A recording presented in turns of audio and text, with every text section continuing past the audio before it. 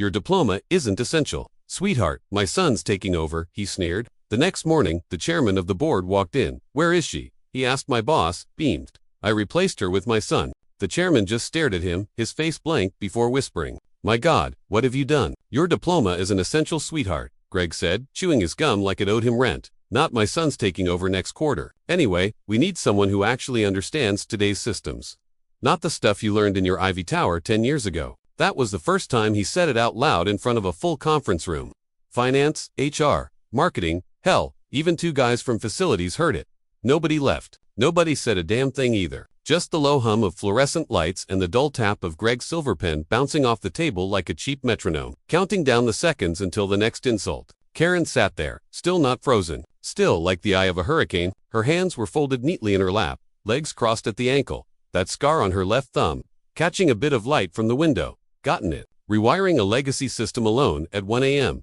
During a merger panic 2 years back. No one remembered that. Not Greg, not any of the strategic visionaries now crowding the boardroom with their vape pens and reusable water bottles shaped like dumbbells. But she remembered, and she remembered this too. She didn't respond. She didn't flinch. She didn't even blink. Instead, she reached for her notepad, clicked her pen once and under the table, clicked record on the innocuous-looking keychain she always kept clipped to her laptop bag. Company policy said nothing about personal keychains, and as Greg launched into another tirade about how agility met, ignoring Gantt charts and just vibing with it, Karen calmly made another little tick mark in the margin of her notes like she was counting ants at a picnic. It had started subtly at first, a sarcastic thanks, Professor, when she presented a 3-tier risk mitigation structure for the vendor migration, a joke during a quarterly all-hands about how Karen probably uses a typewriter at home, and that one Slack message got the Slack message where Greg replied too long. Didn't read to a 3-sentence compliance brief. She reported that one to HR. They thanked her for raising visibility and logged it for internal reference translation. Absolutely nothing happened. It wasn't just words. The quiet cuts came next. Access restrictions, calendar invites where her name got accidentally left off. A sudden audit of her department's budget flagged as bloated, even though she'd come in 15% under for the last 3 fiscal years. Then came the reorg proposal. Cross-functional streamlining. Greg called it. He'd stuck her between procurement and legal in a new structure called operational enablement. Sounded fancy, meant nothing. She was now 5 steps removed from anything that actually mattered. But she took the title change with a nod. Director of System Strategy, became process lead, legacy oversight. Someone asked what that meant. Greg shrugged and said she's the janitor for the old stuff. She didn't fight it. Not then, because the thing about systems, real systems, not the PowerPoint ones, is that they don't collapse all at once. They rot slowly, quietly. Don't notice until the basement floods and the power's out. And suddenly you're screaming at a fuse box. You never bothered to label. Karen was the label. For 9 years, she'd been the duct tape and steel mesh holding the digital spine of the company together. She didn't make noise about it. She didn't schmooze or launch and learn or use phrases like scalable synergy. When the 2019 transition from legacy secure to Omnipath nearly blew up the customer data archive, she was the one who saved it on a Sunday with no overtime, in sandals, using a half-dead VPN and 1 string of emergency shell commands that shouldn't have even worked. Now she watched Greg swing his new title around like a drunk with a sledgehammer, mocking her process diagrams. In front of his son, Brett hadn't written a line of code in his life, but had the audacity to say, Karen, I think you're just scared of innovation. Scared? No, sweetheart. Scared was sitting in her apartment in 2015, praying a security patch wouldn't brick the mainframe over the holiday weekend because the only other person who could have helped was in Mexico and off the grid. This was theater, and she was writing the script quietly behind the scenes. After each public humiliation, Karen didn't cry, didn't rage. She copied files, she printed backups, she documented changelogs, she reviewed employee manuals, she cross-checked clauses. She made sure her signature wasn't on anything new. Nothing Greg could pin to her. Once the glue holding his empire started to melt and she scheduled something, a memo, a small predated compliance packet, one that would email itself to the chairman of the board automatically under one specific condition: if the project lead was changed within 2 weeks of a critical submission. She had timed it like a landmine, not because she was vindictive, not because she wanted blood, but because she'd been called irrelevant, and the system she designed, the one Greg called clutter, died. It didn't care about his title. It didn't care who his son was. It cared about sequence and timelines and consequences. Karen just made sure someone would hear the click before the boom had happened on a Thursday. Rain had slicked the parking lot like a layer of oil, and Karen had arrived early, 6:40 a.m., like always. By 8 she was sitting in conference room C with a lukewarm coffee and a printed quarterly roadmap folded in her lap, like a surrender flag. She had no intention of waving. Greg strutted in 4 minutes late, eyes bloodshot like he'd either been drinking or congratulating himself in front of a mirror all night. A char trailed behind him. A woman named Mel, who used to lead diversity training and now spent most of her days pretending Greg's decisions made sense. Greg didn't sit, just leaned against the edge of the table, arms crossed over a new button-down that still had a visible crease from the packaging. He smiled like a man who believed he was doing her a favor. Going in a different direction, he said. Karen blinked once slowly. Greg continued, "It's not personal. Of course, you've done good work, really, but we're trying to modernize, be more adaptive, and frankly, we need someone who speaks the language of now." Mel shifted uncomfortably. She had a clipboard, a packet stapled with Karen's name in thick blue Sharpie. It had the smell of something rehearsed and disinfected. Karen looked up. "Who's replacing me?" Greg didn't hesitate. No expression, no raised eyebrows, no twitch of the mouth. Greg misread the silence as approval. "He's young, hungry, full of ideas. The kind of fresh perspective the board's been begging for." Karen didn't remind him. The board had never asked for anything of the sort. She didn't mention that Brett, at last count, had abandoned 2 startups, flunked out of his MBA program, and once asked her if SSL was a kind of sandwich. Instead, she looked at Mel. "Is this effective immediately?" Mel nodded, like she'd practiced it in the mirror that morning. "Yes, but we're giving you the rest of the day to gather your things." Greg was kind enough to waive the 2-week transition period. "How generous," Karen said flatly, voice like frost forming on a window. She stood slow and precise. Not a single movement wasted. Her bag was already packed under the table. Her laptop charger, notebooks, one manila folder marked Q for architecture, backup. She handed over her badge, not to Greg, to Mel deliberately. Greg gave a final flourish. "No hard feelings, right? And if you ever want to consult, maybe help Brett on board." Karen looked at him with the kind of quiet that made people sweat in silence. "He'll be fine," she said. "I'm sure he knows exactly what he's doing." Then she left. She didn't go back to her desk. He didn't make a farewell post on Slack. She didn't cry in the stairwell or hug anyone goodbye. She walked straight to the parking garage, climbed into her aging Volvo, and sat with her hands on the wheel for exactly 3 minutes. No music, no tears, just a soft ping of a notification on her phone. One message, sent, compliance packet queued. 13 days remaining until transfer. Lock was an automated system she'd built herself during the vendor overhaul in March. Buried in the compliance framework, it was designed to create a chain of accountability. If leadership changed during key transition phases, it wasn't illegal. It wasn't even secret, just technical specific, overlooked because nobody reads the fine print of their own safety nets. She'd attached her final submission to it the night before, and in the quiet dark of her apartment, he triple-checked the timer. If the lead on that project changed hands within 14 business days, as attached to her final submission stays, Beckett would trigger an addendum clause. That clause would send a full report, including financial exposure estimates and leadership reassignment flags, to the board's compliance liaison, and by default to the chairman's assistant. Greg hadn't read it. Of course he hadn't. He'd called her too academic while she wrote the procedural scaffolding that made his job possible, laughed at her documentation while building his empire on systems she alone understood. Now he was flying blind and proud of it. At 3:08 p.m., she pulled off the highway and into the self-storage lot where she kept her back drives. She wasn't paranoid. She was methodical. 3 copies, 1 cloud encrypted, 1 cold storage, 1 analog archive. She removed the flash drive from her glove compartment and checked the label Sierra Stack. Final config. She didn't need it, but it felt good to hold something solid. Later that evening, she declined every call, from former colleagues ignored to LinkedIn messages and 3 texts from Mel that started with just checking in.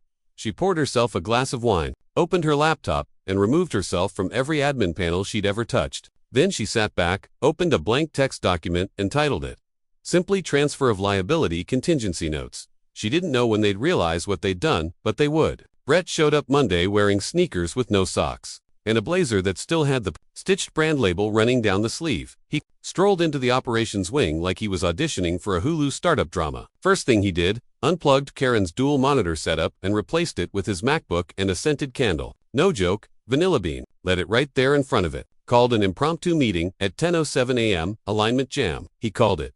"All right," Brett said, feet on Karen's old desk. "We're killing all that legacy crap. If you can't explain a system to me in under 60 seconds, it's too complicated. Simplicity is innovation." He gave everyone 24 hours to submit bullet point summaries of their work. Not one of them had fewer than 3 critical dependencies tied to Karen's retired system stack.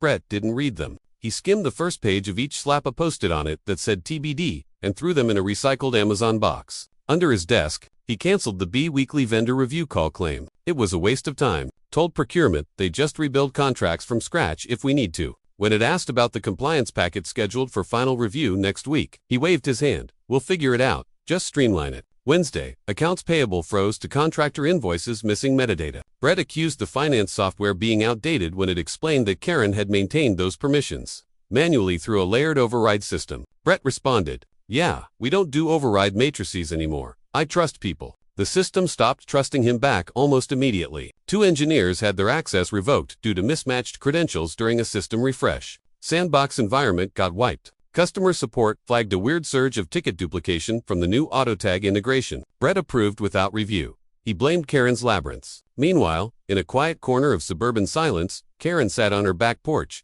laptop closed, reading a paperback novel. The rain tapped against the roof like a slow countdown. Every once in a while, her phone buzzed. She didn't respond, but she read everything X from Devin, her former deputy. They lost the master schema. Brett said, "We don't need it." What does that even mean? Email from the facilities manager. Just FYI. Brett tried to override the badge system, and now none of the execs can access the secure floor. Security's piss. Slack. DM from Angela in legal via a personal burner account. Did you leave anything behind to help us? He's deleting config files like it's Minesweep. Karen didn't reply. She did open her OneDrive and check the access logs. Brett had already tried to open the private documentation folder. She'd wiped clean before leaving twice at 1:42 a.m. and 1:57 a.m. on Sunday morning. Panic always arrives between midnight and sunrise.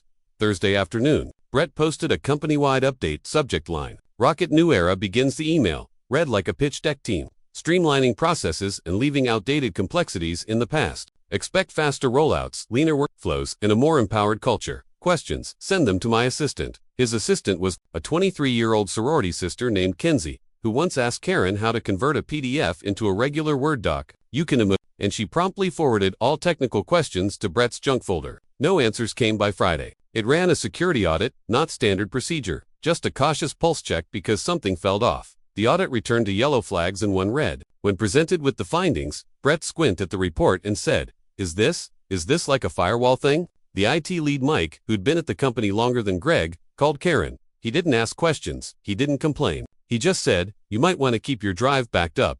He responded with a single line. 4 days left. Mike didn't ask what that meant, but he did start copying his own documentation onto a personal stick drive, one of those old silver ones from a trade show in 2011. Internally, people started whispering, not in meetings, nobody wanted to get flagged, but in kitchen corners, behind locked Slack channels and via old group text that hadn't been used since the Q3 offsite 3 years ago. Something was unraveling slowly, but undeniably, and Brett. He was still talking about installing a foosball table. It was quiet. That specific kind of corporate quiet that hums just beneath the surface where people still show up, still hold meetings, still send calendar invites, but everyone's looking at each other like they're waiting for a fuse to burn down behind the drywall.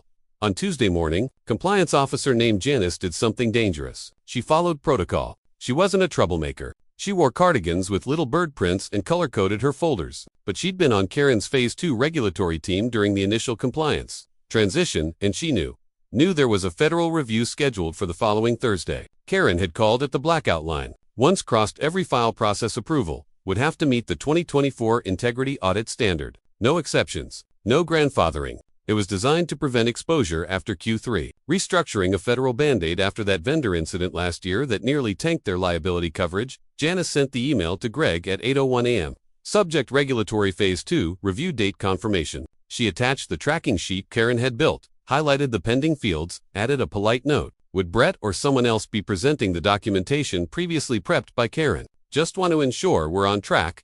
Greg never answered. Brett did, at 10:36 a.m. Janice received a response that simply read, "We're good, don't need that dinosaur process anymore. We're running agile now." No greeting, no sign-off. Just that. Janice read it twice, blinked and flagged the message. She didn't reply. Instead, she printed it and slid it into the back of her just in case. Filed the same folder where she kept screenshots of outdated training modules and vendor NDA inconsistencies. HR had once called her paranoid. Karen had called her thorough. She preferred Karen's word. That same afternoon, 3 independent contractors, network specialists from Apex Delta, walked off the job. No pay for 29 days. State submitted invoices twice. Finance claimed they were missing escalation tags. But those tags had been part of Karen's now deleted workflow, and Brett had told finance to stop. babying the third-party clowns in the exit email from the Apex Delta lead. There was a single line under the "This is not a Karen problem, this is a leadership decision problem." The phrase got screenshotted and passed around internal chats like a meme. Meanwhile, in a house with thick curtains and zero corporate lighting, Karen received a text from Devin. They just ignored the Phase 2 flag. Janice is about to have a heart attack. Karen didn't reply, but she pulled up her calendar, 3 p.m., an event labeled Lunch with Dad. Clicked over to complete it at that exact time in a quiet, unassuming server center in Boston, and automated compliance team, and triggered a scheduled mail queue. A file compiled 3 weeks earlier, embedded with a timestamp, began its journey through secured channels. Karen had named it harmlessly Q3 Audit. Notice Alt-Root PDF, and embedded it within a nested compliance thread, previously marked inactive. The system didn't know politics. It didn't care about Brett or Greg or who was or wasn't attending alignment jams. It just knew 2 things. Karen's name had been removed from the compliance chain within the protected window. Replacement had been assigned with no attached Phase 2 completion tag. At 3:08 p.m., the board shared compliance inbox received an email titled, "Change of Project Owner Contingency. Notice Regulatory Phase 2. Attached was a 17-page memorandum. The first line read, per Procedural Clause 9b under Internal Regulatory Policy, 2002, 137 FEs. Note the triggering of a liability transfer window due to reassignment within the protected timeframe. See signature validation on page 6. This action places accountability for Phase 2 on the initiating executive party. At the bottom of page 17 was a single line signed, digitally, by Karen. Final submission timestamped. For Section 5B, compliant with 14-day lock protocol. Audit fallback engaged. The message was silent. No fireworks, no alarms, just a soft digital arrival into an inbox. Nobody checked hourly except the chairman's assistant who read everything twice. Back in the office, Brett was redesigning the internal dashboard. Less clutter, he said, removing a column called Compliance Checkpoints, replacing it with a live GIF of a progress bar that looped endlessly at 97% one in finance. Asked if they should wait for updated protocols before cutting the next contractor checks. Nah, Brett shrugged. Karen's system was always overkill in the server logs. Another silent event ticked over Phase 2 compliance. Owner Karen was gardening when Devin texted again this time. He didn't bother with pleasantries. "Karen, did you do something?" She stared at the message dirt under her nails, a single cucumber, half buried in the raised bed. He typed one word, yes. Then she muted the thread. The email came through at 9:47 a.m. on a Wednesday. Subject line, Quarterly Review Board Audit. Attendance confirmed there. It was clear as day. Chairman Harold Wexler will attend in person. Greg nearly fell out of his overpriced ergonomic chair. "This is it," he whispered half to himself and half to the Bluetooth speaker playing lo-fi beats in the corner of his office.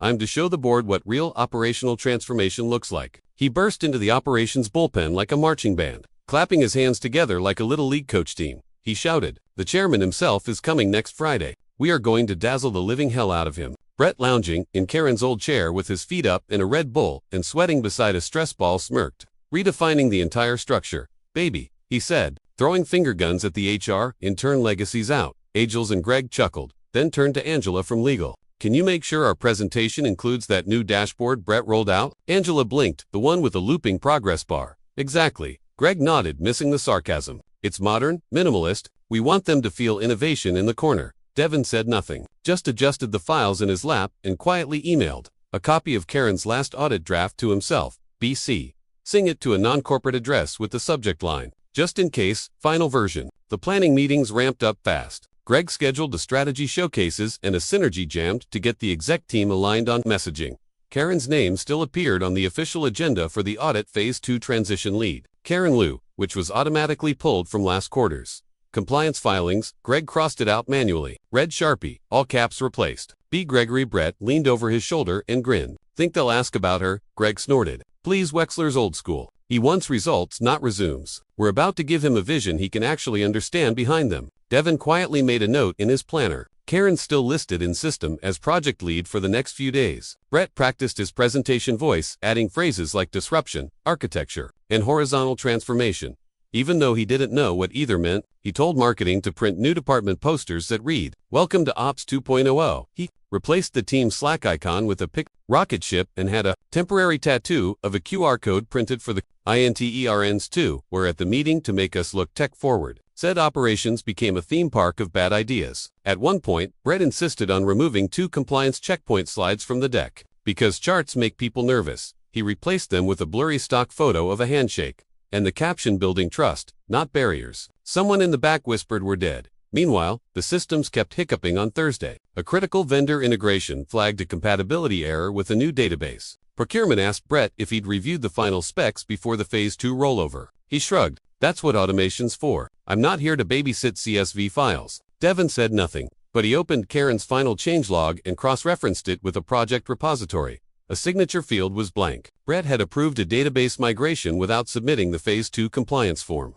Back in the planning room, Greg was high on his own fumes. Lead with vision, then let Brett walk them through the new streamlined logic. After that, finance can back us up with cost savings and legal can hit him with risk reduction. Angela from legal stared at him. We haven't reduced any risk. In fact, some of it. Angela, Greg cut her off. Just stay in the lane. Wexler doesn't want a lecture. He wants momentum. Then came the kicker. Brett added a new slide at the end of the deck. Photo of him and Greg at Cleveland Browns game with the caption, "Fathers in Leadership, Future-Proofing the Company."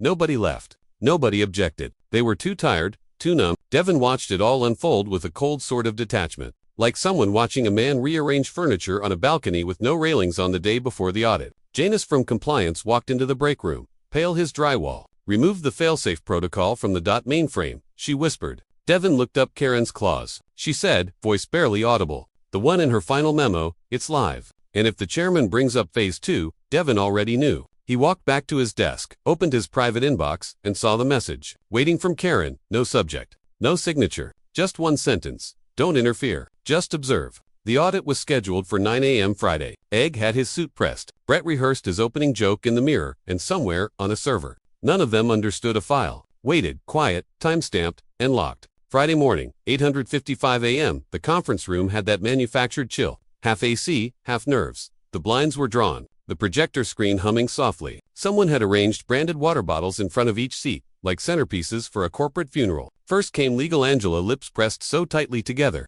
they were practically inverted, then financed. Two senior analysts who hadn't smiled since 2017, and who now sat with their laptops closed, arms crossed as if preparing for war by staying still. Ock showed up with coffee. They didn't drink. A couple of engineers were dragged in last minute. Quiet, sharp-eyed types who never spoke unless something was really broken. Their presence wasn't a good sign. At 9:02, I had breezed in with a grin and a clicker in hand, wearing a powder blue blazer over a Henley shirt. Greg followed close behind, chest puffed, radiating smugness like colon. They both looked like they just walked off the set of a recruitment ad. All right, Greg clapped his hands. Let's kick this off. Brett, take it away. Brett stepped up to the podium, clicked the remote, and the first slide popped up. Ops 2.0, redefining the structure of now silence.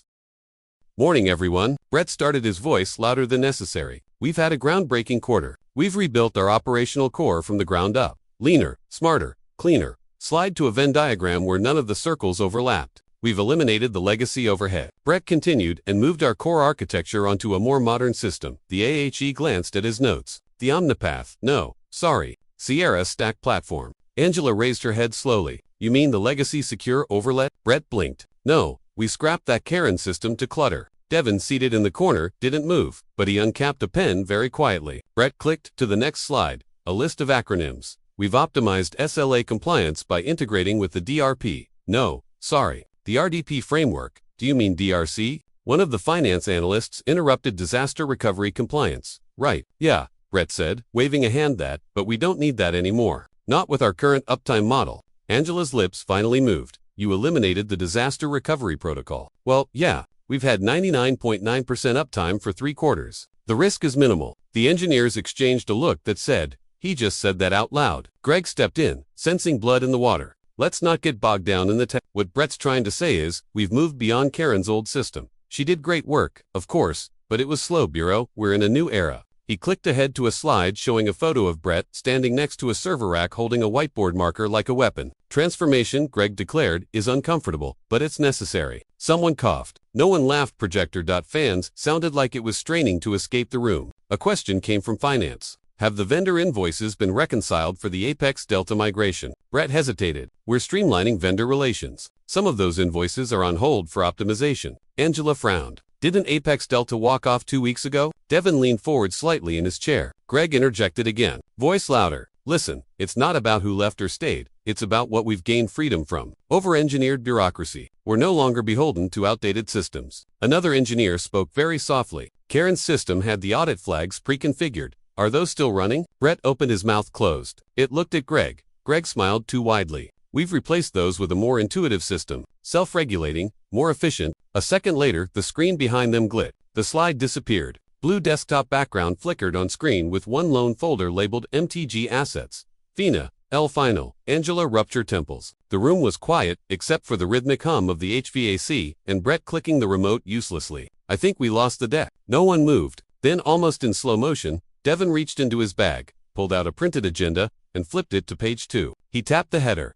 Chairman segment is next. He said. Greg checked his watch. He's running late, probably got held up. He's never late, Angela said, not looking up. Then came the sound of a door handle turning. The room collectively inhaled. And then it opened. The door creaked open with all the gravity of a courtroom verdict. Everyone turned, necks craning, instinctively like school kids caught gossiping. Mid-lecture and stepped Chairman Harold Wexler. Gray suit, no tie, leather folio under one arm. Rain still beating along the shoulders of his jacket, like he'd walked through a storm and hadn't noticed. He didn't speak right away. He just looked around the room, scanning each face like he was confirming who'd be remembered when the dust settled. His eyes landed briefly on Brett, then longer on Greg, then finally on the empty seat at the far end of the table. Karen's seat, the one that still had her nameplate because nobody thought or dared to remove it. He frowned. Is Karen? No, hello, no preamble, just that. Greg, already halfway into a standing posture, chuckled awkwardly and tugged at his collar. Karen, he gave a theatrical shrug. She's moved on, decided to pursue other opportunities. My son, Brett, is leading operations now. Brett gave a half wave like he was being introduced on a game show, excited to bring some fresh blood to the team. Sir. Chairman Wexler didn't return the gesture. He blinked slowly. Bounce went still. Wexler stepped forward, placed the leather folio on the table with surgical precision, and opened it from inside. He removed a single folded packet of paper, not digital, not emailed, printed. It made a faint, whispering sound as it slid across the table. He looked at Greg. His voice when it came was not loud, not stern, just DLIBER. Do you know what this is? Greg cleared his throat. Well, no, but if it's about Karen's exit, that was. Wexler held up one hand, not a dramatic gesture, just 2 fingers raised. Greg stopped talking. The chairman turned the memo around so the room could see the header. Change of project owner contingency notice, regulatory phase 2. Devin blinked. Angela sat bold, upright. Brett squinted like he was trying to decipher a foreign language written in blood. Wexler flipped the first page without looking down. This landed in the board's compliance inbox 2 days ago. Time delivery from Karen Liu. Greg's face didn't fall. It melted like wax. His jaw slackened. Wait, what is that? Some old report. No, Wexler said, tapping the paper. It's a regulatory tripwire, a failsafe built into the compliance schedule for Phase 2. It states that if the project lead is reassigned within 14 business days of the final compliance submission, all accountability transfers to the initiating executive permanently. Angela was already typing. The engineers didn't move. Janice from compliance slowly crossed herself under the table. Greg laughed again, but it cracked at the end. That can't be binding. She's not even here. Legal signed off on the restructure. Wexler raised an eyebrow. Did they sign this? He flipped to page 6. Angela stopped typing. Oh my God, there it was. Signature, timestamp, validation code, internal legal sign-off. Greg looked to Brett. His credit was finally speechless. Wexler pushed the document across the table until it sat directly in front of Greg. I'm going to ask again. The chairman said, his voice now a notch colder. Whereas Greg opened his mouth, closed. It searched the room, like someone drowning, looks for air.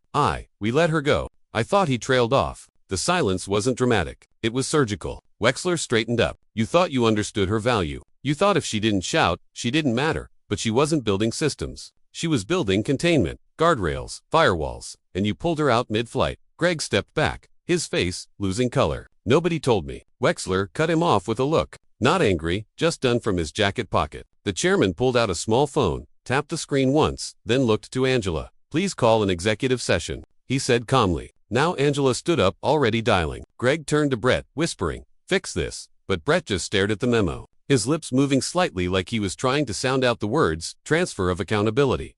Initiating executive Gregory D. Alton. Wexler didn't wait for another excuse. He turned, walked to the window, and looked out at the parking lot. The whole room was frozen in that breath before the crash moment. And then, almost softly, he said, people really thought Karen was the dinosaur. He shook his head. No, she was the firewall. The door hadn't even fully clicked shut from Angela's departure before Chairman Wexler turned back to the table. Paper still in hand, no expression, no theatrics. Just an old man reading the weather before announcing a storm. He adjusted his glasses, cleared his throat once, and began reading aloud the event of project lead reassignment. within 14 business days of the attached compliance report. Submission. All accountability, legal, operational, and regulatory shall transfer to the initiating executive per Internal Policy 2237F, subsection 9. B. The words didn't echo, but they didn't need to. They landed like iron filings across the mahogany table, heavy and metallic and irreversible. Please see addendum signed by legal timestamp and verification chain. Enclosed a sharp inhale, broke the room's paralysis. Not dramatic, just someone, maybe Janice, realizing too late they'd forgotten to breathe. Wexler flipped the page. The soft rustle sounded deafening. This clause has been verified under the authority of the Compliance Review Office, co-signed by Internal Legal and observed by Audit and Risk Management on the date of September 6. He paused, turned the page again, held up the last sheet like a judge holding a verdict. Signature, Karen Liu. Legal witness, Angela Reynolds. System timestamp 1459 EST, then silence. Angela re-entered the room at that exact moment, her phone still in her hand, but her face pale. I just got off with legal, she said, not bothering to sit. They confirmed the addendum is valid. Karen added it during the March policy update was buried inside the compliance fallback doc that Greg had deprioritized. Her voice didn't even carry blame. It was just factual terminal. Greg's chair groaned as he stood hands flat on the table, like he could push the truth back into the paper. This is insane, he barked. You're telling me she snuck in a clause that makes me liable for everything. Angela looked at him, not snuck in, logged, signed, countersigned, reviewed, but no one told me. Wasn't obligated to. Wexler interrupted, still calmly. You signed off on the handover and terminated the lead without review. Brett cleared his throat like a man trying to pretend. He still had use in the conversation, but the systems, everything's working right. We're not exposed. I mean, we migrated to the new structure. Devin, still seated in the corner, spoke for the first time. Actually, the systems have already failed the pre-review checklist. Brett's head whipped toward him. What? Devin tapped a file open on his laptop. 3 core systems missed. Their compliance snapshot deadlines too were running in sandbox environments when they were supposed to be locked for review. One hasn't updated its audit trail since Karen's removal. Angela added Apex. Delta's withdrawal triggered a review freeze, but no one filed the override protocol. That's a Phase 2 violation. Greg stared at the screen, then fix it. Can't backdate compliance. Angela said, not under Phase 2. That's the whole point. Once the review window opens, the system scans for any anomalies, and we've got anomalies. Devin finished. A lot of them. A long drawn-out moment passed where no one spoke. Only the hum of the HVAC and the slow, almost cruel tick of the analog clock above the whiteboard filled the room. Chairman Wexler took his seat at the head of the table, folded the memo precisely in thirds, placed it in front of him like a chess move completed. Here's what happens next, he said, voice soft, but final. Greg, you'll remain seated. Brett, you'll return your badge. Legal will begin internal interviews, compliance, and it will prepare Karen systems for emergency restore. We'll contact her directly, if she's willing to consult. Greg looked like he'd been tasered. You're saying I'm accountable, Wexler said. Not just per Karen's clause, now, also per policy. 12.4, under mismanagement of transitional compliance, you initiated the change. You own the outcome. Brett opened his mouth. Wexler didn't look at him. Didn't need to you, he said flatly. Shouldn't have deleted the audit templates. Brett's face, flushed, pale, and blotchy all at once. I didn't think that Wexler said was the problem. The folder sat between them all now, still and damning. It didn't shout. It didn't accuse. Simply existed, like gravity. Like fact, Karen's handwriting on the final page was neat.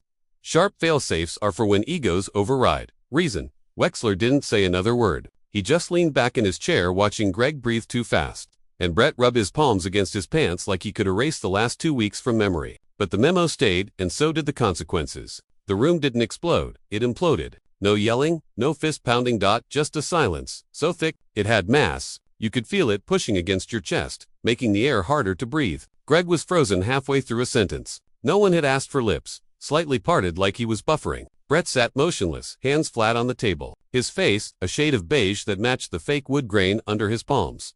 Chairman Wexler leaned forward and almost to himself whispered the line that no executive ever wants to hear spoken at their own table. My God. What have you done? HR sprang into motion. First phones came out. Doors were closed. A whisper into a headset. A nod. Someone somewhere was about to be escorted out quietly, but not before signing a very long form. Legal followed. Angela stood up, smoothed her skirt and gestured to Greg with one finger. We need to speak privately. Her voice was flat, almost bored the sound of a woman who had already drafted the email she never thought she'd have to send. Then another motion. Brett. You too. Brett blinked me. I didn't. You signed off on the override deletion. It's in the logs. She said without looking at him. We'll need a copy of your laptop now. Devin stood, unplugged his charger, and walked slowly toward the exit, without being asked. He'd already forwarded Karen's last version of the recovery doc to it with a subject line, Initiate Restore, KL Systems. Backup / auth code 73Q. The CTO, who hadn't spoken once during the meeting, pulled his phone from his blazer and made one call. Start it, he said, moments later, in the operations war room, 3 floors down.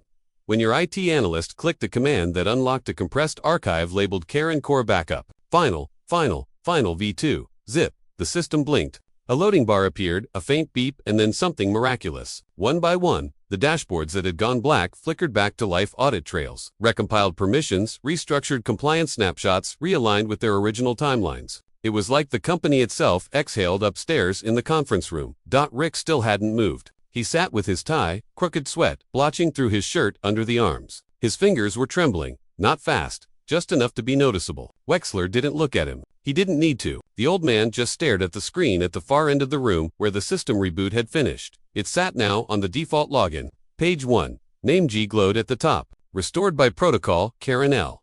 Project owner Brett tried to laugh. Came out like a cough. Angela returned, handed him a printed copy of the legal clause again. You signed this page 8. Right under the phrase, responsibility for phase 2 cannot be transferred post-trigger without written board consent. But I was told it was just a formality. She looked at him with dead eyes. You were told wrong at 1141 a.m. Karen's archived credentials were activated in consultant mode. Just long enough for a clone of her recovery script to be loaded into production. No one needed her login. The code had already been written. The log showed the last timestamp of activity under her credentials from weeks ago. The system didn't care that she was gone. It only cared that she'd been there, and now she wasn't. Karen was somewhere deep in a forest trail outside of Asheville elevation. 3,800 feet. Cell reception, non-existent. Had a thermos of coffee, a notebook with no lines and a pencil. She liked better than any keyboard. A mossy boulder made for a fine seat. Birds chirped. Her boots were muddy. Her thoughts were clean. Her phone buzzed once, just enough signal for a single message to crawl through. From Margaret, exec admin to Chairman Wexler. Would you be open to a consulting role? Flexible terms, priority access, his request. Karen didn't check it. She wouldn't for hours, maybe longer. Back in the conference room, Greg still hadn't stood. The others had gone. HR had taken Brett down another hallway. Angelo was debriefing with legal. Even Wexler had disappeared after a final statement. Fix it if you can, but this isn't just a cleanup. This is a reckoning. Now, Greg sat alone. His chair tilted slightly back, his eyes hollow, hands limp at his sides. The projector screen glowed in front of him, filling the room with a sterile blue light. He stared at it like a man waiting for someone to turn it off. Only no one would on the screen. The dashboard loaded fully top right corner. Phase 2. Audit on schedule. System owner, Karen, LIU. Underneath it, a blinking cursor alive. Ready waiting. Greg didn't blink, he just whispered something to no one, and the screen blinked back. Thanks for joining the Fun U Office Survivors.